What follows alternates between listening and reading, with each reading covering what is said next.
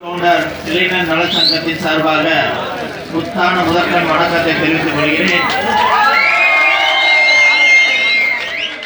இங்கு முத்தரையின் மூச்சாய் திரு கே செல்வகுமார் முத்தையர் அவர்களுக்கும் எனக்கு முன் உரையாற்றியிருந்த மணிகண்டன் அவர்களுக்கும் எங்களிடம் இந்த அலங்கரை புகழை சேகர் அவர்களுக்கும் முதற்கண் வணக்கத்தை தெரிவித்துக் கொள்கிறோம். நாம் முப்பெரு வம்சத்தார் என்று நீங்கள் கூறுகிறீர்கள், அது உண்மைதான். மேலும் நாம் ஐம்பெரும் வம்சத்தார், காவிலன், பூவிலன், முத்தரையன், வேடன், பாவிலன் என்ற ஐம்பெரும் பிரிவினர். நாம் இந்த முத்தரையன் என்ற ஒரு பிரிவினர் 25 பிரிவுகள் சொல்கிறீர்கள் என்றால், இது மாதிரி 5 பிரிவுகளும் கிட்டத்தட்ட நாம் 500 பேருக்கு பிரிவுகள் உள்ளோம்.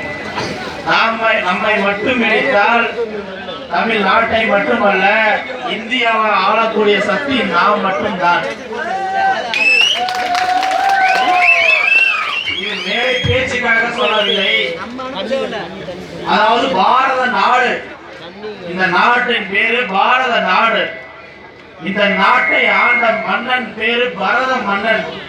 அவன் வேடர் குலத்தை சார்ந்தவன் என்று நான் சொல்லவில்லை, கல்வெட்டு செப்பேடு ஓலைச்சுவடிகள் சொல்கிறது. அந்த பரதனின் பெயரே பாரத நாடாக மாறியது. பாரத போரில் பல்வேறு கோடி மக்களை இழந்த சமுதாயம் நம் சமுதாயம். இவனுடைய வரலாற்றுக்கு சொந்தக்காரான சமுதாயம் நாம். வரலாறு குறிப்பாக இந்த கண்ணப்ப நாயனாரை பற்றி சொல்ல வேண்டும் என்றால், எனக்கு முறையாற்றிய தம்பி நிறைய சொல்லி சென்று விட்டார். நான் உங்களுக்கு தெரியாத சில வரலாற்றுகளை, சில மன்னர்களை மட்டும் குறிப்பிட்டு சொல்ல போகிறேன். வருடந்தோறும் ஆடி 18 அன்று கொல்லிமலையில் ஒரு மன்னனுக்கு விழா எடுக்கப்படுகிறது. அந்த மன்னன் யார் என்று கேட்டால் வள்ளல் வல்வில் ஓரி. அவன் ஒரு வேடர் சமுதாயத்தை சார்ந்தவன். 1ஆம் நூற்று மாமன்னன் என்றால் எவராவது சொல்ல முடியுமா? வரலாறு சொல்லுகிறது. புறநானூறு அகநானூரில் பாடப்படுகிறது. வள்ளல் வல்வில் ஓரி, கண்ணப்ப நாயனார், கொடிவேரி நாட்டிய கொங்கால்வான், நாமக்கல் மாவட்டத்தில் அணை கட்டிய அல்லால இளைய நாயகன். இது மாதிரி சொன்னா சொல்லிட்டே போலாம். எங்க எடுத்தாலும் மன்னன் சொன்னா அது நாம மட்டும்தான், வேற எந்த நாயும் கிடையாது.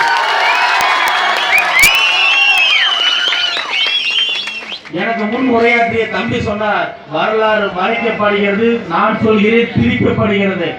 ஒரு சிம்பிள் கான்செப்ட். அதாவது வரலாறு தொலைந்து போனதுக்கான சின்ன காரணம் என்றால் தம்பி சொன்னதான். தம்பி எல்லாமே சொல்லிட்டாரு, இருந்தாலும் அதிலிருந்து குறிப்பெடுத்து நான் சொல்கிறேன். அதாவது ஆட்டுக்குட்டியா வளர்த்து நீங்க ஆட்டுக்குட்டியா போயிட்டான்னு சொன்னாரு. அதான் உண்மை. அதாவது ஒரு வரலாறு, அதாவது இந்த இடத்துல இந்த தென்னை மரத்துக்கு அந்த பக்கம் பார்த்தீங்கன்னா ஒரு மிகப்பெரிய மாளிகை இருக்குது. கோடான கோடி செல்வங்கள் உள்ள கொட்டி கிடக்கு. தங்க வயிறு எல்லா பவுனும் எல்லாமே கிடக்குது. அப்படி இருக்குன்னு எல்லாத்துக்கும் தெரியுது. நீங்க என்ன பண்ணுவீங்க? எட்டி பார்ப்பீங்க. எட்டி பார்த்து நான் நல்லா அப்படியே வீட்டுக்கு போயிடும். இன்னொருத்த வர எட்டி பார்க்கறாங்கன்னா அந்த கல்யாணி போய் வீட்டுக்கு போவான். வீட்டுக்கு போய் வேணும்னு ஒரு நாள் உட்கார்ந்து எட்டி பார்த்துட்டு வருவான். அடுத்த நாள் என்ன பண்ணுவான்? வீட்டுக்குள்ள போய் கோந்து பார்த்து பார்ப்பான். அடுத்த நாள் படுத்துக்குவான். இப்படி படுத்து சொத்து அவனா ஆகி போச்சு. நாம வேடிக்கை பார்த்து இருந்துட்டோம். நம்மளோட வரலாற நம்ம பசங்களுக்கு, நம்ம பேர பிள்ளைகளுக்கு நம்ம அப்பா முப்பாட்ட சொல்லி கொடுத்துருந்தா நாம யார் நமக்கு தெரிஞ்சிருக்கு. அப்படி சொல்லி கொடுக்கல, பரவாயில்ல. சொல்லி கொடுக்கறது தான் நம்ம செல்வண்ண வந்திருக்காரு, அவர் நல்லா சொல்லி கொடுப்பாரு. அதனால அந்த வரலாறுல நீங்க மீட்டெடுக்க வேணும். அதாவது ஒரு சமுதாயம் வெளிச்சி பெற வேணும்னா, ஒரு சமுதாயம் முன்னேறனா ஒரே ஒரு 3 விஷயம் மட்டும்தான். முதல் கல்வி. கல்வியில நீங்க சிறப்பா வந்துட்டீங்கன்னா அதாவது ஒரு கலெக்டராகவோ, ஒரு தாசில்தாராவோ, ஒரு டெப்டி கமிஷனராவோ, இல்லை எஸ்பியா வந்துட்டீங்கன்னா உங்க சமுதாயத்துக்கு நீங்க என்ன வேணா செய்யலாம். ஒரு பிசிஆ ஒரு கேஸ் வராங்கன்னா அந்த கேஸ் போலீஸார் தான் தடுக்கலாம். ஒரு விஓவா இருந்தீங்கன்னா உங்க பட்டா சட்டை எடுத்து கொடுத்து உங்க மசலுக்கு ஹெல்ப் பண்ணலாம். ஒரு கலெக்டரா இருந்தா என்ன வேணா பண்ணலாம், ஒரு மாவட்டத்துக்கு என்ன வேணா பண்ணலாம். அது மாதிரி கல்வியில நீங்க முன்னேறுங்க. அடுத்தது 2வது வட்ட தொழில். இன்னைக்கு தொழிலதிபர் உலகத்தில் தெரியும்னா ஒரு எஸ்பி சொன்னா தெரியும், கலெக்டர் சொன்னா தெரியும். அடுத்தது தொழிலதிபர். அங்க எடுத்துட்டா யூஆர்சி ஆர்பிபின்னு சொல்லுவாங்க, இங்க எடுத்துட்டீங்கன்னா பிஆர்டி சொல்றாங்க. அது மாதிரி நீங்க தொழில முன்னேறுங்க. 100 ரூபாய் போட்டு ஒரு சின்ன தொழில் பண்ணாலும் சரி, அது உங்க, அதாவது நீங்க அதுக்கு முதலாளி. கை கட்டி எவன்ட்டையும் போய் முத்தரை எவன்ட்டையும் போய் வேலை செய்யாதீங்க. இன்னைக்கு உறுதிமொழி ஏத்துக்குங்க. 100 ரூபாய் ஓட்டு கடை வச்சாலும் அந்த கடைக்கு நீ தான் முதலாளி. அதனால இன்னிலிருந்து நீங்க முதலாளி ஆகும் நினைச்சுங்க.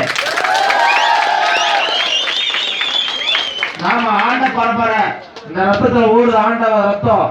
அதனால நாம எவனுக்கு எவன் கையில கையடி வேலை செய்யணும் அவசியம் நமக்கு கிடையாது. வரலாறு மறைக்கப்பட்டிருக்குது. மறைக்கப்பட்டதுனாலதான் இன்னைக்கு நம்ம ஏதோ ஒரு மாதிரி செஞ்சுட்டு இருக்கீங்க. நான் நேரம் கம்மியா இருக்கேன். இன்னொரு 3வது விஷயம் சொல்லுவேன். அரசியல். அரசியல் இருந்தா நீங்க என்ன வேணா பண்ணலாம். இந்த ஊர்ல நீங்க கவுன்சிலர் இருந்தீங்கன்னா நீங்க சொல்ற இடத்துல லைட் எரிய, சொல்ற இடத்துல கார் ரோடு போக, கவர்மெண்ட்ல என்ன வந்தாலும் உங்களுக்கு கிடைக்கும். தம்பி சொன்ன டிசில வாங்கினாலும் வாங்கலாம், எம்பிசி வாங்கினாலும் வாங்கலாம், ஓபிசி வாங்கினாலும் வாங்கலாம். நாம நினைக்கிறது அரசியல் இருந்தா மட்டும்தான் சாதிக்க முடியும். அதனால ஒவ்வொருத்தரும் அரசியல்வாதி ஆகும்னு நினைச்சுக்கங்க. உங்களோட ஓட்டு பிச்சுக்கு ஒவ்வொரு நாளும் வருவானுங்க. இந்த எலெக்ஷன் 5 வருஷத்துக்கு அப்புறம் தான் வருவீங்க. ஒன்னா எம்எல்ஏ எலெக்ஷனு, எம்பி எலெக்ஷனு, இந்த ஊராட்சி எலெக்ஷன் வந்துட்டு உங்களுக்கு பிடிச்ச மாதிரி பேசி உங்க ஓட்டை வாங்கிட்டு போயிடுவான். முத்திரைய ஓட்டு முத்திரைக்கு நீங்க என்னைக்கு நீங்க முடிவு பண்றீங்களோ அன்னைக்கு தான் உங்களுக்கு முடிவு வரும்.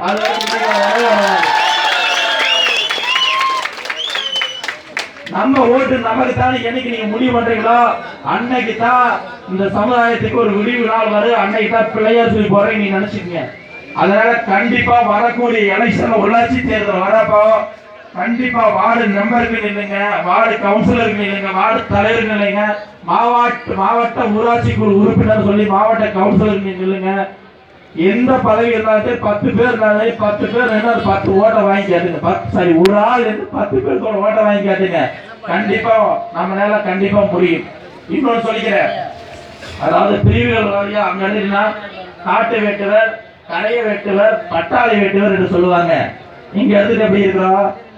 டிஎம்கே முத்திரையர், ஏடிஎம்கே முத்திரையர், பாமக முத்திரையர் போனீங்கன்னா முத்திரை எவன் மதிப்பியா சொல்லுவாங்களா? ஒருத்தரும் மதிக்க மாட்டேன். அதனால ஐயா கோரிட்டு சொல்ற நம்ம செல்வகுமார் சொல்ற இடத்த நீங்க பூர்த்தி செய்யணும். அவர் சொல்றத செய்யணும். ஜாதிக்காக நீங்க எப்ப உயிரையும் கொடுக்கவும் தயாரா இருக்கணும், தேவைப்பட்டா உயிரை எடுக்கவும் தயாரா இருக்கணும். ஒரு சமுதாயத்தை வழிநடத்துறது சாதாரண விஷயம் இல்ல. நான் வழிநடத்திட்டு இருக்கிறேன். நான் வழிநடத்திட்டு இருக்கேன்னா அதோட அனுபவம் எனக்கு தெரியும். நான் ஒரு சங்கத்துல கவுசல் போட்ட காலத்துல இருந்து ஒன்றிய செயலா இருந்த, மாவட்ட பொறுப்பா இருந்த, யாருமே சொல்லல. தம்பி சொன்ன மாதிரி ஆளாளுக்கு சங்கம் வச்சாங்க. ஒண்ணுமே நாசமா போச்சு. நான் சங்கம் ஆரம்பிச்சு நான் ஒரு தேசிய கட்சியில சட்டமன்ற தேர்தலில் போட்டிக்கிட்டு இருக்கிறேன். தனிப்பட்ட முறையில ஒரு எம்பி சந்திச்சிருக்கிறேன். இது மாதிரி அரசியல்ல எல்லா இடத்துக்கும் நான் போயிருக்கேன். தேசிய தலைவர் கூட என்னால பேச முடியும். இங்க இருக்கிற எல்லா தமிழ்நாடு தலைவர் ராஜ்கோண்ட் சொன்னா தெரியும். அந்த அளவுக்கு நீ போயிருக்குன்னா ஒரு சமுதாயத்தை வழிநடத்துறதுக்கு பல்வேறான இடர்பாடுகள் வரும். உன்னை கொட்டு வா கும்புடு வா, தம்பி சொன்ன மாதிரி எதை சொல்ற, உன்னை எப்ப தாக்கப்படுறையோ அன்னைக்கே உன்னோட வளர்ச்சியின் முதல் பிள்ளையார் சொல்லி. அதனால ஜாதிக்கு கண்டிப்பா வாங்க, அது என்னன்னாலும் பாத்துக்கலாம். அதான் சொல்றல, இங்க பாதுகாக்க உங்களுக்கு 12 மாவட்டத்துல இங்க அமைப்பு இருக்கு. அந்த பேருக்கு எடுத்தீங்கன்னா 32 மாவட்டத்துல கொங்குநாடு வேட்டுக்கொண்ட இருக்கு. சரியா? இங்க ஒரு கல்லு முத்திரை மேல பட்டுச்சுன்னா கொங்கு மண்டல கொந்தளிக்கு நீங்க அதை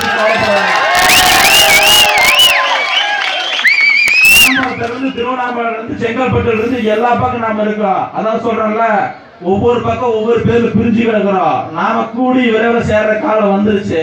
கண்டிப்பா சேருவோம். நாங்களாம் கூடி பேசுறோம். கண்டிப்பா அந்த சமுதாயத்துக்கு ஒரு கட்சி தேவைப்படுது. இந்த மாவட்டம் சொல்லியும் ஒன்றிய கொங்கு மண்டலம் தமிழ்நாடு தான் கிடையாது, இந்திய அளவுல கட்சி வரப்போகுது. கண்டிப்பா நாங்களாம் ஒன்று சேர்த்தான் போறோம். அதை மறுபடியும் பேசுவோம். இந்திய அளவுல அரசியல் நம்ம பண்ணுவோம். தமிழ்நாட்டுக்கு ஒரு 32 மாவட்டத்துக்கு மட்டும் நாங்கள் தலைவராக இருக்க ஆசைப்படல. இந்திய ஆண்ட பரம்பரையா பரம்பரை, இந்தியாவை ஆள போற பரம்பரை நம்ம பரம்பரை. அதுக்கு சும்மா இது சும்மா கோஷங்கள் இட்டாலோ பண்ணாலோ கிடையாது. இன்னைக்கு நாங்க போடுற இந்த ராஜ்கவுண்டுங்கிறது ஒரு சின்ன கதை. செல்வகுமார் ஐயங்கிறது போடுற கதை. நான் முதலமைச்சர் ஆக முடியாது, அவர் முதலமைச்சர் ஆக முடியாது, அவர் பேராவலாம், என் பேராவலாம், என் பையாவலாம். கண்டிப்பா உங்களோட பையனை இந்த இடத்துக்கு இதே தொகுதிக்கு எம்எல்ஏ ஆவா, மந்திரி ஆவா, மாவட்ட செயலராவா, எல்லா கட்சியிலும் நம்ம வர முடியும். அது எப்ப முடியும் நீங்க கேட்டுக்கங்க. உங்களோட அந்த உணர்வு வேணும்.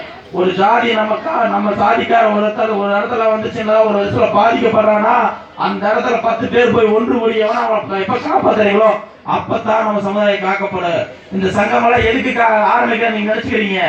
ஒரு சமுதாயத்தோட தன்மானம் அவனோட உரிமையை தட்டி பறிக்கிறப்போ ஒரு சமுதாயத்தோட கேடயமாய் இருந்து பாதுகாக்கிறது அந்த சங்கம் ஆரம்பிச்சிருக்குது. அதனால சங்கத்துக்கு நீங்க எப்போதுமே உறுதுணையா இருக்கணும். தம்பி சொன்ன மாதிரி 1000 சங்கம் வர 1000 சங்கம் போகு. உங்களுக்கு சரியான தலைவனை நீங்க என்னைக்கு தேர்ந்தெடுக்கிறீங்களோ அப்பதான் அந்த தலைமுறையோட தலையெழுத்து மாறு. அதனால நல்ல தலைவர்களை தேர்ந்தெடுத்திருக்கிறீங்க. ஒரு சங்கத்துக்கு தம்பி சொன்ன மாதிரிதான் 5 பேர் 10 பேர் எண்ணிக்கை முக்கியம் கிடையாது, கொள்கை கோட்பாடு தான் முக்கியம். கண்டிப்பா வரக்கூடிய உள்ளாட்சி தேர்தல் நீங்க ஜெயிக்கணும். வரக்கூடிய டிஎன்பிசி எக்ஸாம்ல நீங்க எல்லாரும் கலெக்டர் ஆகணும், எஸ்பி ஆகணும், எல்லா தொழிலையும் வரணும். நாம இல்லாத ஃபீல்டே இருக்கக்கூடாது. ஒரு ஊர்ல பிச்சை எடுக்கிறான்னு சொன்னா அந்த ஊர்ல பிச்சைக்காரன் அதிகமா சம்பாதிக்கணும் நாமளா இருக்கும் நீங்க நினைக்கணும். ஒரு தொழிலதிபர்னா அதிகப்படியான ஒரு 1000 பேருக்கு கீழே அவன் பேருக்கு கீழே 10 லட்சம் பேர் 10 லட்சம் பேர் 15 கோடி பேர் வேலை செய்யணும் நீங்க நினைக்கணும். நீங்க எப்போ ஒரு 100 மார்க் எடுக்கணும்னு ஆசை நினைக்கிறீங்களோ அப்பதான் 35 மார்க் எடுத்து பாஸ் பண்ண முடியும். நான் 35 மார்க் எடுத்து பாஸ் பண்ண நீங்க ஃபெயிலா தான் போவீங்க. அதனால இலக்கு பெருசா இருக்கணும். என்னைக்கு உங்களோட அதிகபட்ச இலக்கு வச்சு நீங்க முயற்சி செய்றீங்களோ அன்னைக்கு கண்டிப்பா நீங்க ஜெயிப்பீங்க. அன்பு பெண்கள் கூடியிருக்க பெண்களுக்கு ஒரே ஒரு விஷயத்தை சொல்ல விரும்பப்பட, இங்க தாய்மார்களுக்கு சின்ன குழந்தைகளுக்கு சிறுவர்களுக்கு ஒரு விஷயத்தை சொல்ல தர. அன்பு சொந்தங்களே தாய்மார்களே, இந்த கலப்பு திருமணத்தை வேற இருங்க. முத்திரையும் தான் கல்யாணம் பண்ணணும்.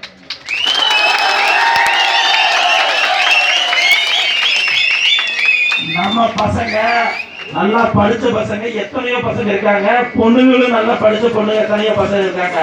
கலப்பு திருமணத்தை நாம என்னைக்கு வேறு இருக்கிறோமோ அப்பவே நம்ம ஜாதிக்கார ஜெயிச்சுட்டாயா.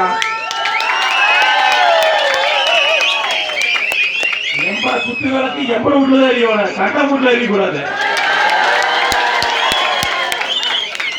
என் பெண்களுக்கு புலியை முரத்தால் அடித்து எரியும் வீரம் கொண்டு இருக்குது. அது கண்டவனுக்கு போயிருச்சுன்னா எங்க வீட்டுல யார புலியை அடிச்சு வச்சுட்டு சொல்லுவாங்களா? அதனால கண்டிப்பா கலப்பு திருமணத்தை தடுக்கணும். பெண்கள் தான் நாட்டின் கண்கள். கண்டிப்பா நீங்க நல்லா படிச்சு முன்னேறினா கண்டிப்பா நம்ம சமுதாயம் முன்னேறு.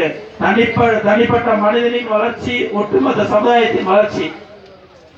நீங்க இந்த மழையிலையும் பார்க்காம கொட்டும் மழை முழுக்கத்தோட எனக்கு வரவேற்பு தந்ததற்கு குங்குநாடு வேட்டை கொண்டு நலச்சங்க சார்பாக மறுபடியும் ஒரு நன்றி தெரிவிச்சுக்கிறேன். மழை வெள்ளம் என்று பாராமல் இந்த கூட்டத்தை அப்படியே கலையாம கூட்டம் அதிகரிச்சுட்டு தான் இருக்குது, குறையாது குறையக்கூடாது. நிறைகுணமும் தழும்பாது, குறைகுணமும் தழும்பாது. நாம எப்பவும் நிறைகுணமா இருக்கணும்.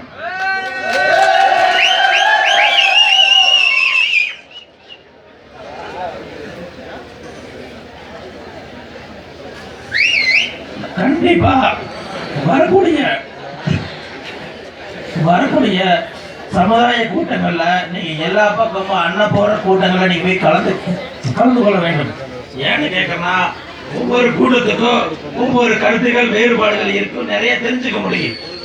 அப்படிங்கும் போது நீங்க எல்லா பக்கமும் கலந்துக்கிட்டு இந்த சமுதாயத்தை வழிநடத்துறதுக்கு உறுதுணையா இருக்கணும். பொருளாதாரம், அதாவது பாத்தீங்கன்னா நாம் நினைக்கலாம் அண்ணனே எல்லா பொருளாதாரம் கொடுத்துட்டு எல்லா ஊர்ல கிளை ஓப்பன் பண்ண முடியாது, மாநிலம் தள்ளி போக முடியாது, மாநிலம் கடந்து போக முடியாது, மாவட்டம் கடந்து போக முடியாது. தலைக்கு ஒரு உண்டியை உமிட்டி கொண்டு வச்சுங்க, என்ன 1 ரூபா போடுங்க. 1 ரூபா அந்த சமுதாயத்துக்கு முத்திரையிருக்காங்க எழுதி வச்சு என்ன 1 ரூபா போட்டு ஒவ்வொரு வருஷத்துலையும் 365 நாள் முடிஞ்சிருங்க ஊர் வாரியா கொண்டு போய் ஒரு குடும்பத்து சார்பாக பேச்சாளர் கொடுத்து அந்த தலைமைக்கு சேர்த்துனீங்கன்னா கண்டிப்பா அந்த சமுதாயத்தை ஆண்ட பரம்பரையை கண்டிப்பா மீண்டும் ஆள வைக்க முடியும். அவர் 50 வருஷம் இருக்காருன்னா நான் 50 வருஷம் இருந்தா செத்து போயிட்டோம்னா மறுபடியும் வரவை என் பையன் பேர அதே மாதிரி கொண்டு போவான்னு சொல்ல முடியாது. சரியா? அதனால நீங்க எல்லாருமே தலைவராகவும் நினைங்க. தலைவர் ஆகும்னா அந்த ஊருக்கு தலைவரா இருந்தாலும் ஊரை வழிகாட்டி கொண்டு போற தலைவரா இருங்க. கண்டிப்பா வரக்கூடிய சட்டமன்ற தேர்தலையோ இல்ல நாடாளுமன்ற தேர்தலையோ இந்த உள்ளாட்சி தேர்தலையுமே